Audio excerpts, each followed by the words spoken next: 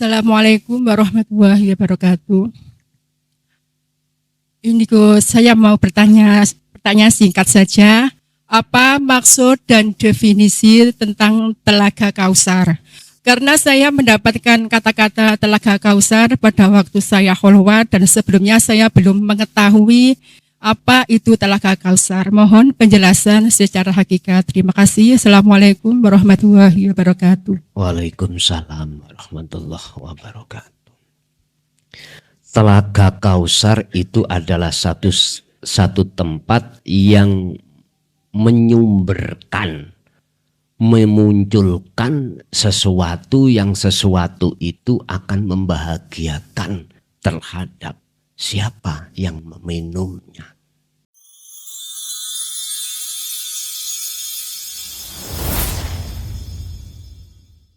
Man arofa nafsahu faqad arofa robbahu. Barang siapa yang mengenal dirinya, maka akan mengenal Tuhannya.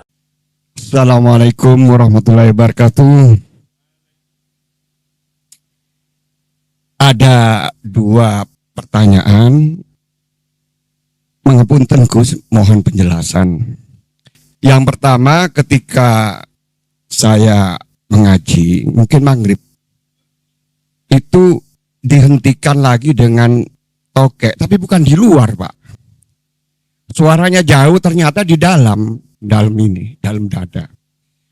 Pas berhenti di Al-Baqarah di ayat 149. Wa min haitsu kharajta fawalli wajhaka satrul masjidil haram wa innahu lal haqqu mir rabbika wa mallahu bighafilin amma ta'malun. Jadi di situ ada arti, dan dari manapun engkau Muhammad keluar, hadapkanlah wajahmu ke arah Masjidil Haram. Sesungguhnya itu benar-benar ketentuan dari Tuhanmu. Allah tidak lengah terhadap apa yang kamu kerjakan. Kemudian yang kedua, ketika jadi imam sholat, bukan di masjid, tapi di kamar hanya dengan istri, Pak. Kalau tidak subuh, maghrib mungkin. Ketika sholat membaca Al-Fatihah, saya kan biasa merem gitu, Pak. Itu Al-Fatihah itu terus ditarik saya ke atas, seperti bibir ini tidak terasa sama sekali. Tapi saya mendengar berbunyi. Ternyata yang berbunyi itu di belakang. Di belakang itu juga membaca Al-Fatihah, seperti kira-kira kalau digambarkan Gus Son berbicara di YouTube itu ada gitu loh. Dua-duanya gitu. Ditarik ke belakang, sementara telinga itu bekerja, tetap mendengar jauh. Jauh juga dari bibir yang tadi, tapi tidak merasa gitu loh, tidak merasa. Mata itu melihat semuanya itu. Kemudian hampir selesai, terjadikan ke surat, itu turun menyatu lagi, merasakan seperti, loh kok saya membaca Al-Fatihah 2 kali gitu. Nah, kemudian setelah Assalamualaikum warahmatullahi wabarakatuh, yang di belakang makmum kok nggak protes, berarti enggak gitu, berarti 1 kali gitu.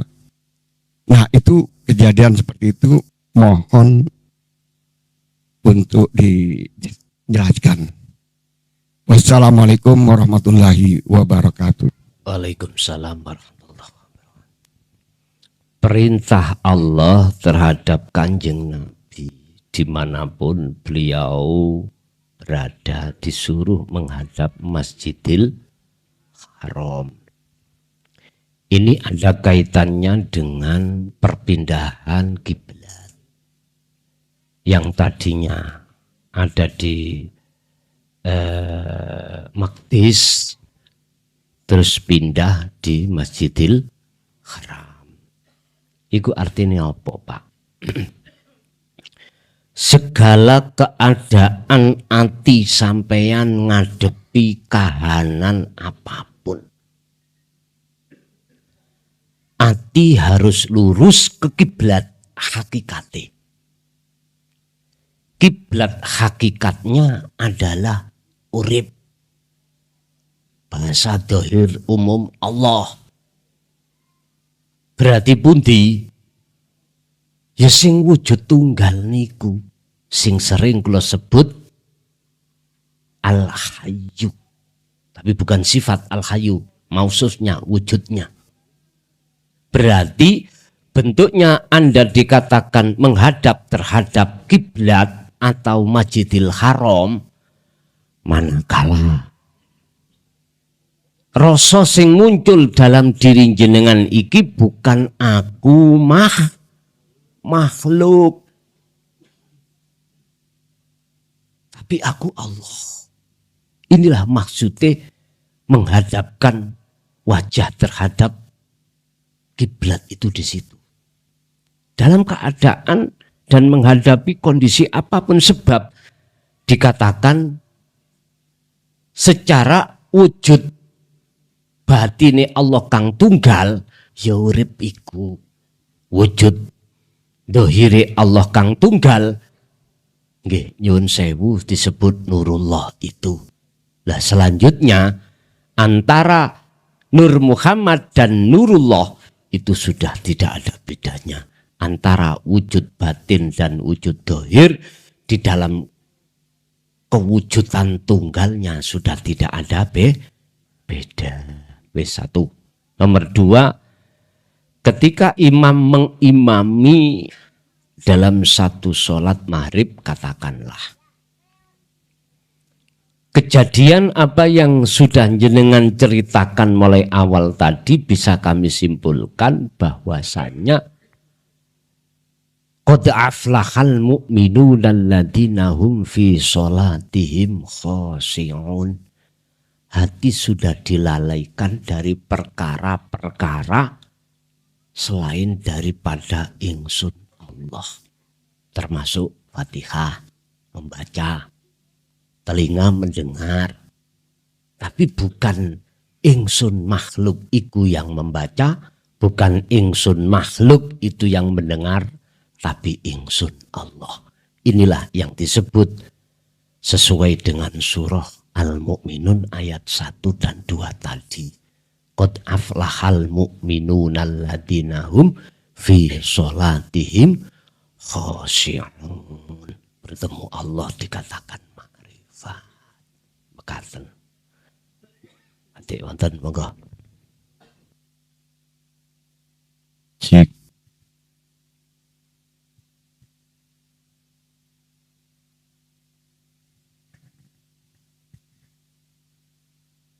Assalamualaikum warahmatullahi wabarakatuh.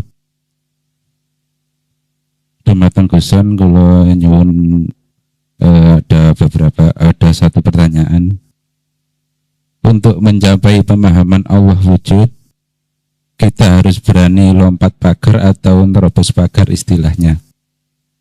Sedangkan kita dikenalkan dengan akidah-akidah, baik itu yang ahli sunnah ataupun aliran-aliran yang lain. Nah, yang saya tanyakan, di manakah batas-batas akidah baik ahli sunnah ataupun yang lain itu? Apakah sebatas muraqabah atau sampai kepada makom fana untuk membatasi umat ini? Begitu Gus, terima kasih. Wassalamualaikum warahmatullahi wabarakatuh. Waalaikumsalam warahmatullahi wabarakatuh. Batas-batas di antara air tawar dan air asin itu ketika saat jenengan iki sudah ditarik Allah, dijadab Allah ning makom fana. Ini batas-batasnya. Akidah dalam ahli sunnah wal jamaah kita atau dalam akidah yang lainnya mengatakan bahwasanya manusia asalnya tidak wujud atau mati, hidupnya karena dihidupkan, Wujudnya karena diwujudkan oleh Sang Yang Wujud. Hidupnya sebab dihidupkan oleh Sang Yang Hidup. Oke. Niki adalah proses kita di dalam akidah secara syariah sampean kali kula. Tapi sadar atau tidak sadar kita sebagai manusia tidak hanya terdiri jasmani tapi juga rohani. Ingat, Allah kasih mata jasmani ini untuk menyaksikan wujudnya makhluk. Allah kasih matanya hati ini untuk menyaksikan wujudnya Allah. Itulah yang disebut asyhadu alla ilaha illallah. Tetapi akidah apa yang kita terima, keimanan apa yang kita terima, antara di syariat dan di hakikat, mohon maaf, kalau di syariat kita harus berakidah atau beriman selain Allah itu ada. Contoh, kita harus iman adanya tidak hanya makhluk. Niki rukun iman, amantu billahi termasuk wa malaikatihi, wa kutubihi, wa rusuli dan seterusnya. Resiko jikalau kita masih di akidah seperti ini. Walaupun adanya makhluk itu sebab diadakan oleh Allah. Sehingga beliau sebagai utusannya. Ini tauhid kita belum murni. Belum murni. Jenengan kali kula mesti susah, khawatir jikalau dihadapkan Allah takdir yang gak enak. Mesti hati niki medongkol. Itu pasti, Pak. Karena kita masih menganggap dan beriman tentang wujud itu sakliyane Allah masih wujud. Dan ini miturut hukum syariah memang. Karena syahadat itu ada dua. Tidak hanya bersaksi terhadap wujudnya Allah, juga wa asyhadu anna Muhammadar Rasulullah. Cuman pertanyaannya, bisakah kau mengesahkan Allah di dalam syahadat loro? Akhirnya ada yang mengatakan syahadat tunggal. Niki prosesnya jenengan wajib untuk berakidah bahwasanya yang wujud tunggal hanyalah Allah. Akhirnya inilah Pak, mengapa Gusti Allah itu menyuruh Nabi Muhammad untuk menyampaikan tauhid. Supaya dalam diri jenengan kali kula biar enggak ada selain Allah dalam berakidah. Enek tason cangkem syukur jeplak. Nek Kanjeng Nabi niku nyampekno tauhid. Tolong dibuka dalam surah Al-Anbiya ayat 25. Itu sebagai bukti bahwasannya pada saat di zaman beliau, kalau beliau menyampaikan, wa ma arsalna min qablika mir rasulin illa nuhi ilaihi annahu la ilaha illa ana fa'budu. Muhammad, aku enggak tahu, enggak pernah aku ngutus utusan sebelum dirimu kecuali wajib mengemban dan menyampaikan terhadap umatnya masing-masing tentang tauhid la ilaha illa ana. Ini gak mentok toh Pak. Ana itu mentok. Basa kula selidiki tauhid di dalam Al-Qur'an niku pertama la ilaha illallah, la ilaha illallah, la ilaha illa anta, lalu la ilaha illa ana. Adanya di 4 ini. Makanya ada istilah bahasa tahapan syariat, thariqat, hakikat, makrifat. Bahasa ilmu sejati ada tahapan kulit, daging, balung, getih. Ada. Sehingga ada istilah dulur papat limo panjer. Itulah bahasa Jawa. Dan bahasa Jawa ini sama dengan bahasa Quran. Miturut saya dalam pandangan tauhid. Bagi orang yang tidak mengenal ilmu sejati, kenalnya hanya ilmu syariat, mesti nyalahno. Iku ajaran sesat iku. Jangankan Pak ilmu sejati, sudah jelas-jelas genah-genah saya menyampaikan dengan bahasa Quran, dengan bahasa tauhid di dalam Quran, ini masih dikatakan sesat, apalagi beliau-beliau para romo yang menyampaikan dengan bahasa Jawa. Padahal Allah mengutus utusannya dalam kaum itu disesuaikan dengan bahasa kaum itu sendiri. Jadi Bapak Ibu, letak batas daripada kita berakidah secara syar'i dan hakiki itu ada di fana. Kalau di muraqabah belum. Di muraqabah masih ada dua. Masih ada ana abduka wa anta robbi. Kula niki kawula jenengan Gusti. Dan jenengan iki pangeran kula. Dari sifat wujud masih ada dua. Ada yang diwujudkan, ya, yaitu disebut makhluk. Ada yang memwujudkan, disebut khalik.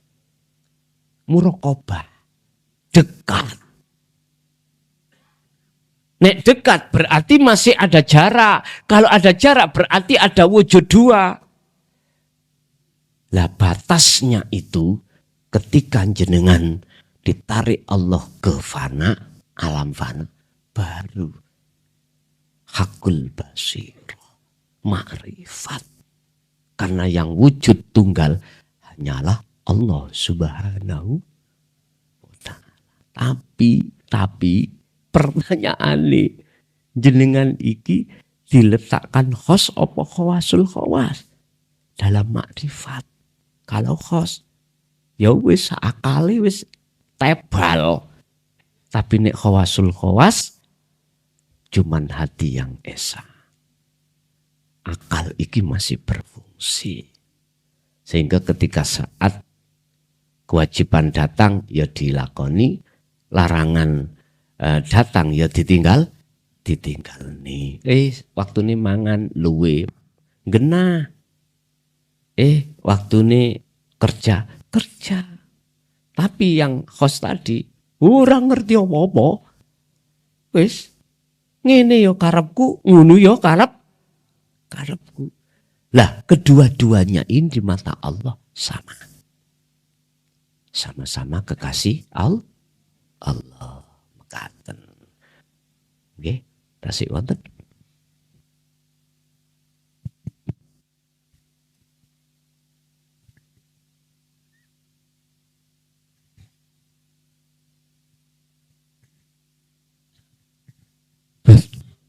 Bismillahirrahmanirrahim. Assalamualaikum warahmatullahi wabarakatuh. Alhamdulillah matur suwun kesun yang telah memberikan kepada kami semua inggih menika jalan untuk menuju kepada yang namanya urip. Mulai bertahun-tahun yang dulu saya sudah mengikuti panjenengan, namun titiknya niku kula wedi ajrine napa? Enting-enting panjenengan niku ojo wedi dadi wong gendeng. Nah, iku kula niku sing paling wedi. Karena apa? Wong gendeng niku kasarane kana sing sadar-sadare morono pasar. Sadar-sadare wis morono ke terminal. Terus kula kotek pasti karepe Gus Jon iki ngaji ngene iki.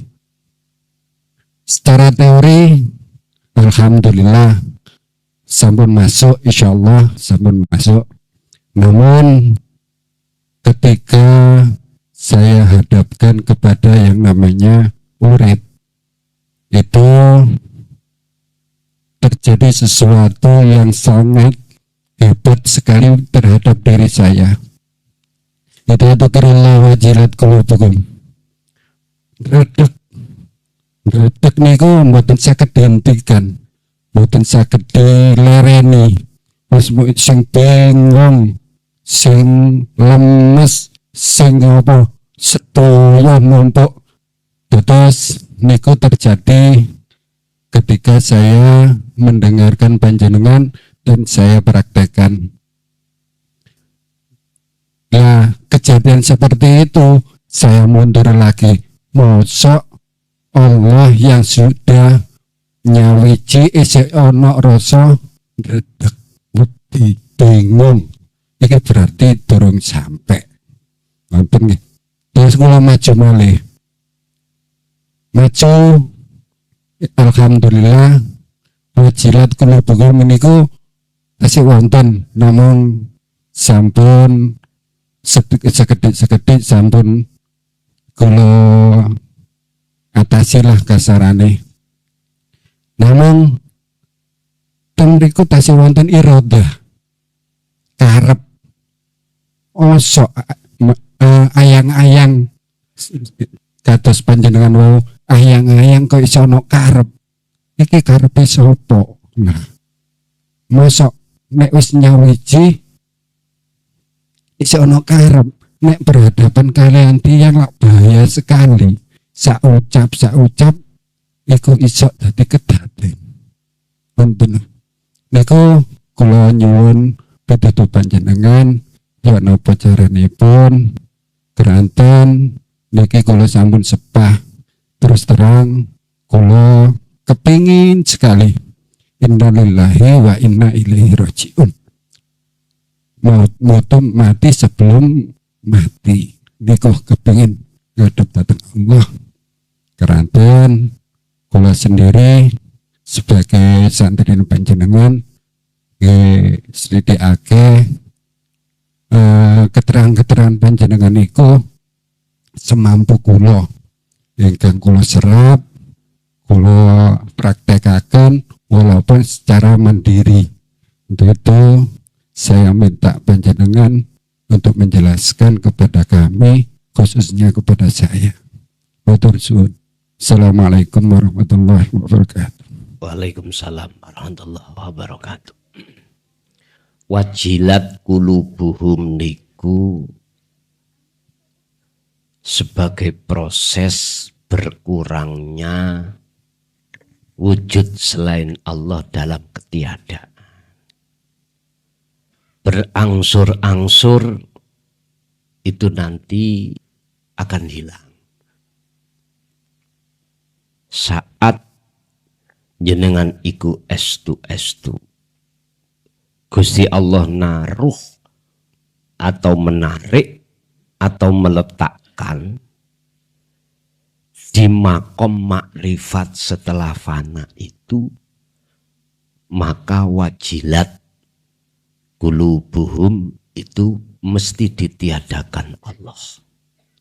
Dan juga irodah, kehendak dalam diri makhluk itu pasti Allah tiadakan, akhiri dadi kehendaki ingsun Allah.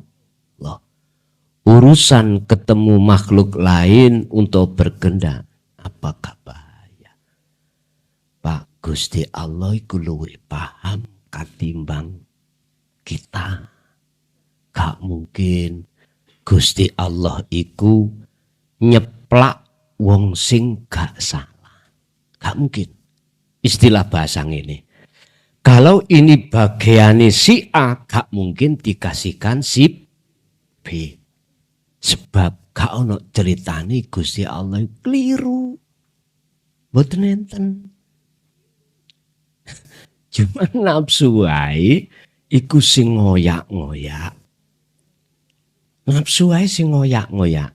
Contoh, napa Gusti Allah meling nang Nabi Adam, jikalau kau betul-betul ingin abadi manggon selamanya di negeri iki pada saat itu disebut surga ya, rahmat. ojo pisan-pisan kamu mendekati pohon itu. Beda nafsu. Dam, nek nafsu ngomong, kuwi nek kepingin kekal terus di dalam negeri ini, cedek ono dan panganan buah itu. Sebab khuldi itu maknane kekal, sapa sing mangan iku mesti kekal. Lali Pak mbek pesene Gusti Allah. Kebalikane. Itu tadi. Artinya apa? Kalau kita lalai, gak sadar, sing diwujud iku Allah. Sing duwe kehendak iradah iku Allah. Itu tadi saenake. Kasih sayang terhadap sesama boten wonten. Yang ada hanyalah ingin menang sendiri. Bapak Ibu hadirin rahimakumullah. Dados Pak, nek estu sampun ditarik Allah di dalam alam fana dan makrifat, mongko gak usah khawatir. Apa jikalau munculnya kehendak, iku kehendak Allah mesti sifatnya Rahman Rahim. Urusan masalah wedi, aku kok gendeng dan lain sebagainya, itu sebetulnya bisikan nafsu dalam diri kita supaya kita terhenti. Wa yasudduna an sabilillah. Surat Ibrahim ayat 3. Nafsu dan bolo tentarane nafsu iku Pak ngalang-ngalangi supaya jenengan boten tindak terus. Supaya mandek, tidak terus sampai kepada makom fana dan makom makrifat, bertemu Allah. Terus ya napa? Andai kata saya masih di posisi napa sik wedi teko kuno, ya wis rapopo. Sing gawe wedi ya Gusti Allah. Ngoten mawon. Berarti sampai nek wis yakin sing gawe wedi ku Allah sebagai proses jenengan supaya tidak berhenti anggene eling nang Gusti Allah. Bukrotau wa asila. Bukroh iku berarti pagi sampai sore, sore sampai pagi. Atau bahasa yang sering kusebutkan, baik siang maupun malam, berarti 24 jam. Lah proses sampean ada di berapa jam? Ya udah. Sing penting gejo ono sak mampu jenengan tentang masalah zikir niki. Mekaten. Nggih. Ibu mungkin ada, kita kasih kesempatan. Nggih. Monggo mike.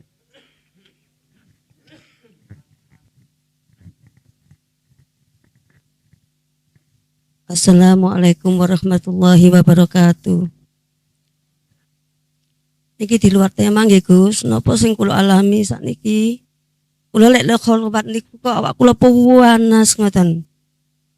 Pada suatu saat niku kula kholwat jam 2 malam, kaki sampai kepala niku panas. Kayak mau keluar tapi gak bisa keluar.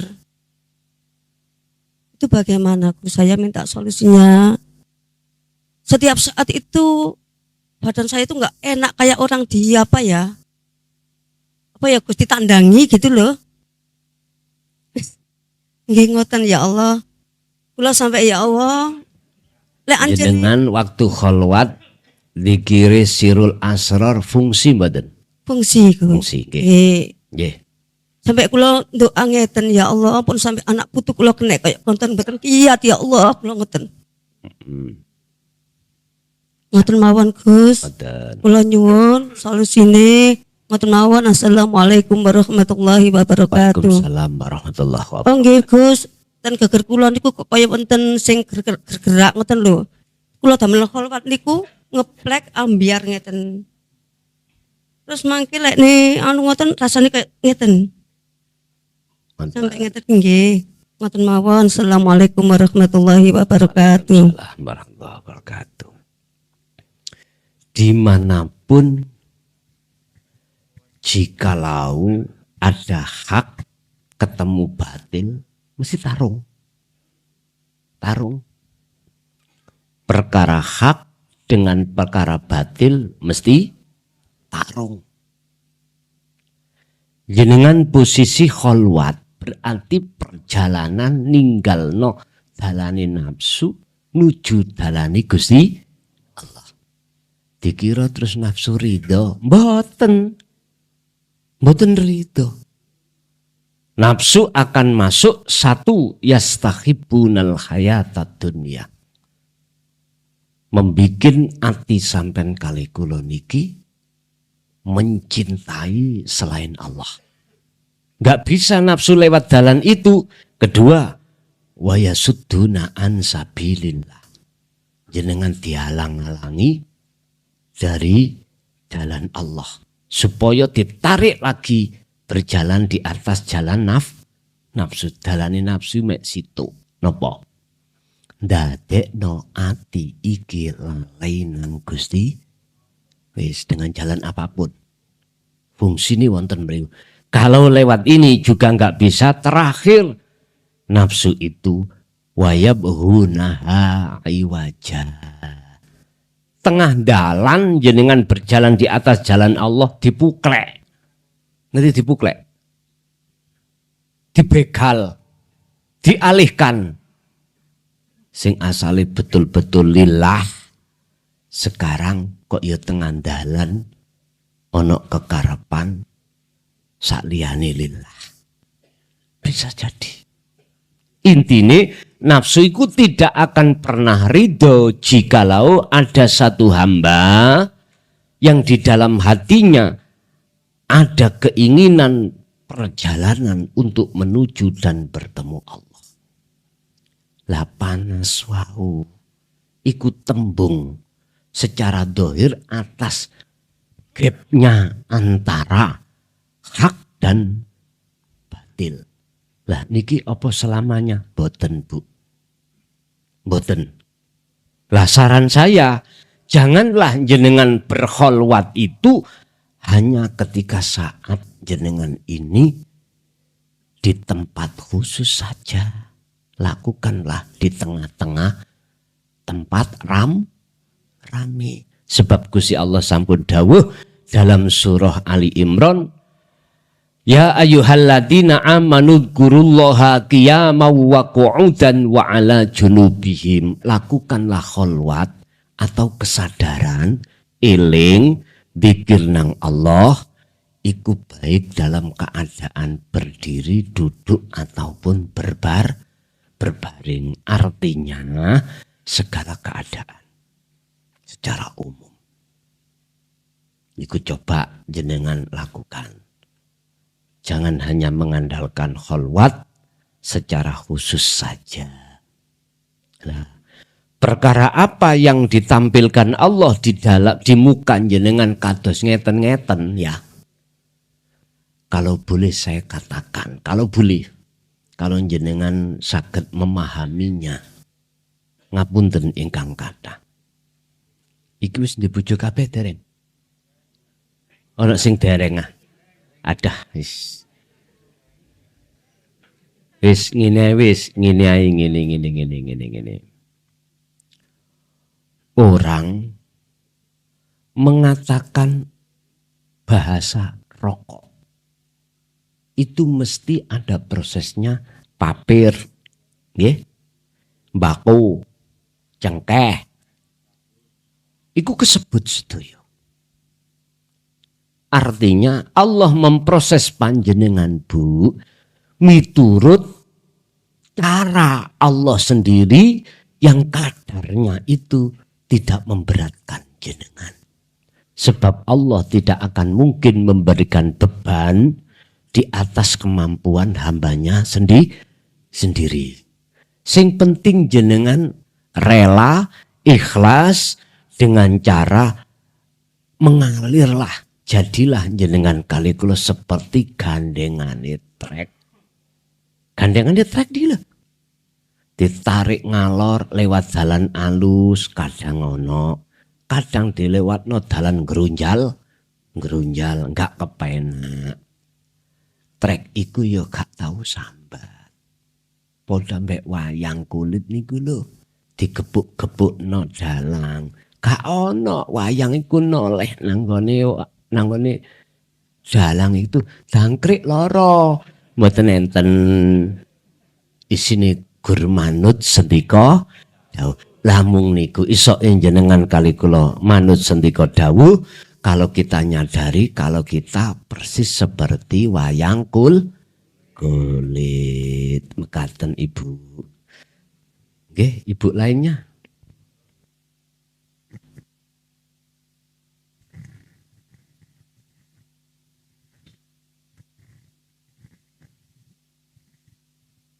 Assalamualaikum warahmatullahi wabarakatuh. Ini saya mau bertanya singkat saja. Apa maksud dan definisi tentang Telaga Kausar? Karena saya mendapatkan kata-kata Telaga Kausar pada waktu saya kholwat dan sebelumnya saya belum mengetahui apa itu Telaga Kausar. Mohon penjelasan secara hakikat. Terima kasih. Assalamualaikum warahmatullahi wabarakatuh. Waalaikumsalam warahmatullahi wabarakatuh.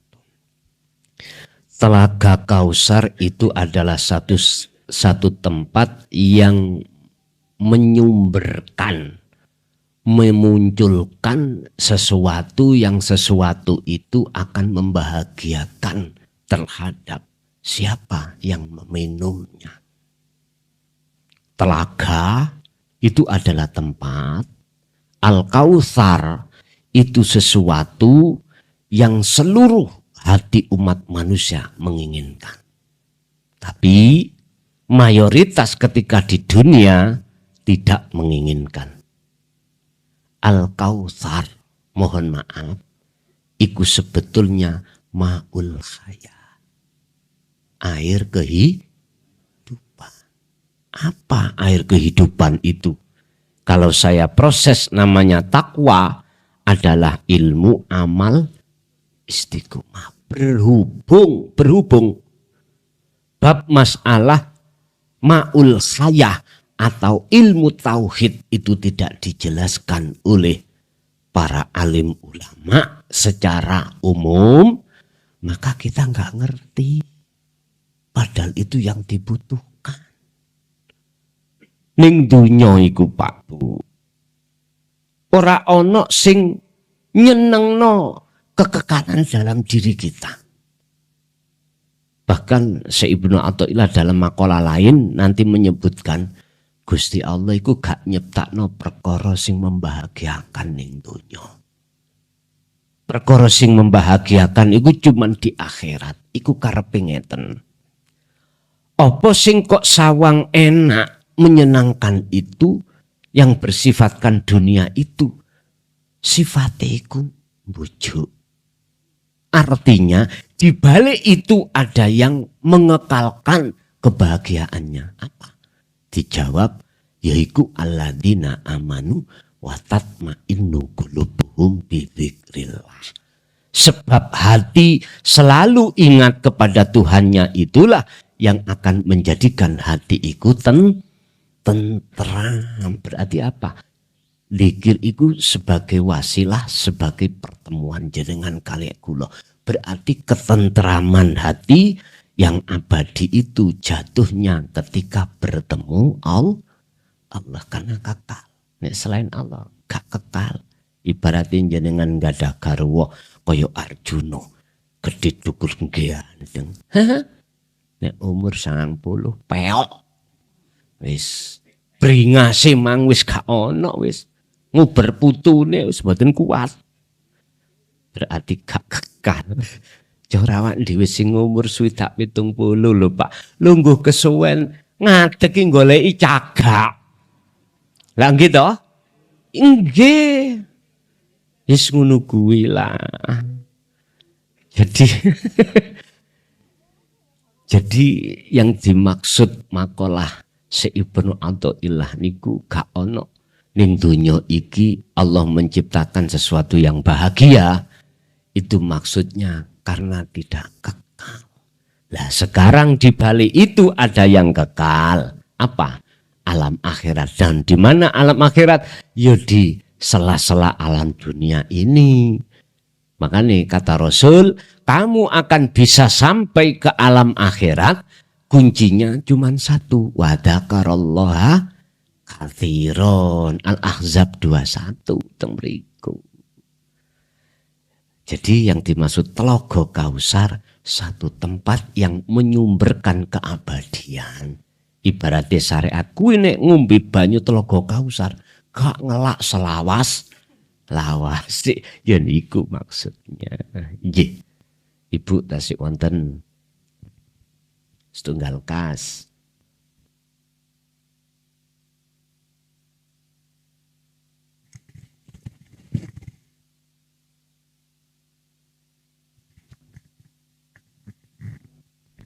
Pun wonten Bu. Nek mboten enten kula alihkan nang Bapak. Monggo Pak setunggal kas.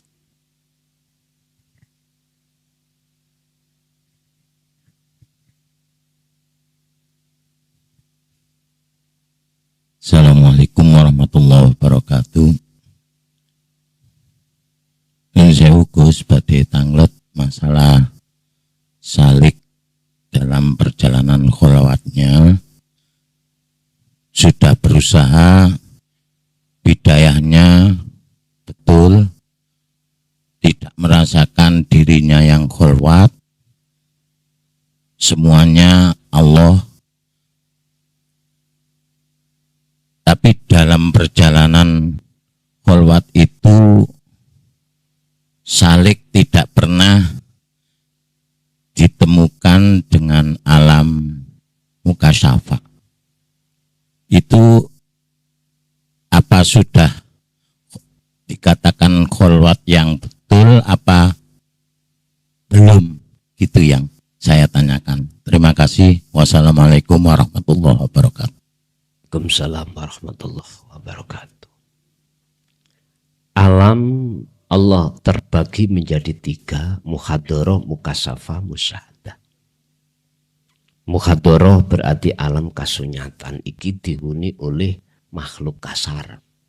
Mukasafah dihuni oleh makhluk halus. Musyahadah dihuni oleh wujud tunggalnya Allah. Dan alam musyahadah bagi orang yang sudah wusul itu dalam muhadharah ataupun di mukasafah. Apakah si salik ketika suluknya sudah, bidayahnya sudah benar, tidak dikelihatkan isi daripada alam mukasafah itu sudah benar? Sudah. Karena setiap salik ketika suluk bidayahnya benar itu kadang juga dibuka, kadang juga tidak. Berarti bukanya alam mukasafah bukan sebagai barometer si salik itu sudah wusul. Tidak selamanya begitu. Yang menjadi barometer si salik ketika bidayah suluknya benar sudah tidak ada selain daripada wujud Allah itu sendiri. Maka walaupun dibuka atau tidak dibuka itu no problem. Nggih Bapak Ibu hadirin jamaah, apa yang sudah Allah berikan dalam kesempatan malam hari ini, momen-momen yang baik ini estu-estu menjadikan satu buah ilmu ingkang manfaat barokah terhadap anak keturunan kita ila yaumiddin. Lahumul Fatihah.